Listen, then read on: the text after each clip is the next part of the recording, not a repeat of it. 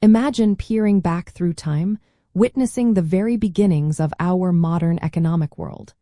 You might notice a striking pattern emerging from the chaos, a steady accumulation of resources and power in the hands of a relative few. Historically, the concentration of wealth is fundamentally driven by a process known as primitive accumulation. This isn't about saving pennies or shrewd investments, but rather the forceful, non-market means by which initial capital was gathered. Primitive accumulation refers to the historical process of separating producers from their means of production. Think of it like this. Before industrial capitalism, many people had direct access to land, tools, or shared common resources. Primitive accumulation involved acts like the enclosure of common lands, turning publicly accessible areas into private property. This dispossessed large populations, creating a landless workforce forced to sell their labor to survive. Beyond land, it also involved the exploitation of colonial territories, seizing resources, and the enslavement of people.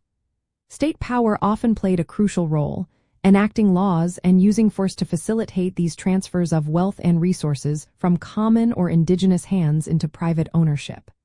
These initial, often violent, acts laid the groundwork for future capitalistic development. To understand this process, look for historical moments when common resources became private, when independent producers lost their ability to sustain themselves, and when state power actively facilitated the transfer of assets.